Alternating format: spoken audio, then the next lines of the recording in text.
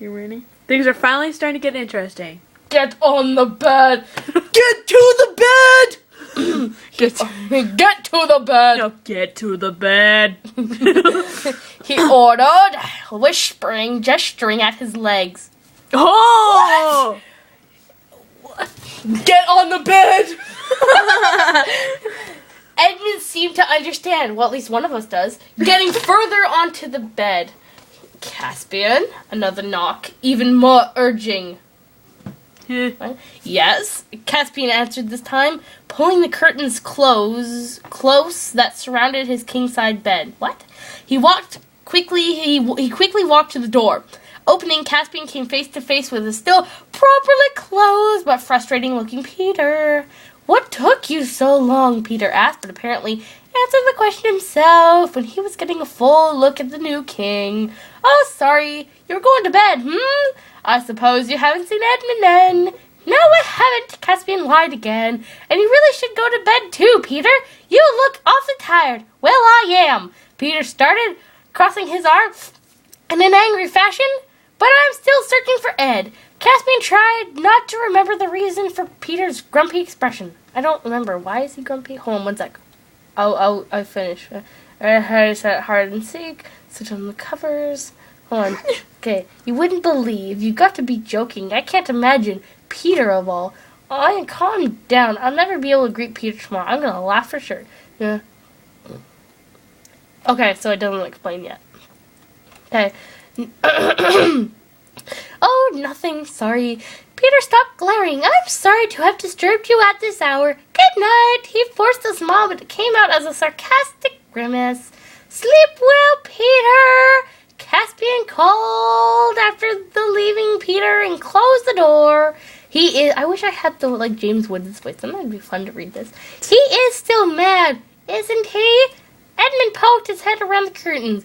He certainly is. You better apologize to him in the morning. I'll try. The younger king had held open the heavy crimson-colored cloths for Caspian to slip through. If he doesn't kill me first, that is, he added, a concerned expression crossing his features. Where is it? Do not worry, Edmund, Caspian whispered, pulling his nightshirt out from under the pillow. It will not be that bad, will it? You don't know Peter in Madman mode. Badman mode. Is that level 50? I think so. Huh? It's terrifying. Caspian chuckled. Never able to picture High King Peter the Magnificent as a madman. He was magnificent, after all, was he not? Even when fighting on the battlefield, with dried blood on his face and all sweaty, he looked magnifico. A sigh from Edmund made Caspian eye him. His robe had slipped from his small shoulder, and when Edmund had sat down on his heels, or a somewhat similar position, a familiar heat rushed up Caspian's cheek as he took in Edmund's position, legs showing from underneath the robe, chewing on his bottom lip. Was he thinking up a strategy? A plan how to approach Peter tomorrow? His face, fair and pale, was tensed up in concentration. Caspian kept quiet, hurried to change into his nightshirt, sitting next to Edmund. Edmund? Caspian asked, waving a hand in front of the just king. He had been waiting for Edmund to move for several minutes, but his patience was running low now. A confused look met Caspian's gaze as Edmund jumped slightly from being called. Oh, sorry for spacing out like that. Caspian, however, shook his head, reaching out, hesitating a little, but finally laying a hand on the other's shoulder. Get some sleep, Edmund! Everything will be fine by tomorrow morning. A sympathetic smile on the new king's lips. Nightshirts for you. Oh, so I'm assuming he's naked. He asked, able to stand up. Oh, wait, about. No, thanks, Edmund replied, gripping the sleeve on the cotton shirt Caspian was wearing now. That won't be necessary. Caspian lifted an eyebrow. Damn lots of words! Again! Edmund was about to blow out the candles, and once it was dark, Caspian could hear the soft rustling of satin gliding off the skin and onto the floor. Caspian's jaw dropped. Pretty unmad just that blah blah Lily. Realizing, he blinked, glancing at Edmund's bare back. A little light from outside the curtains made that porcelain skin grow slightly.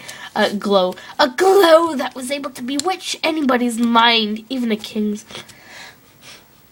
Edmund slid gracefully under the covers while Caspian tried to remember how to breathe. That's how you breathe, ladies and gentlemen. The view was indeed been breathtaking. He wondered if Edmund had ever... Telling himself that was none of his business, he too slipped under the covers. Oh. Edmund turned on his side, facing Caspian after a few minutes, which Caspian had used to make himself comfortable. Caspian? Yes, Edmund. Thank you.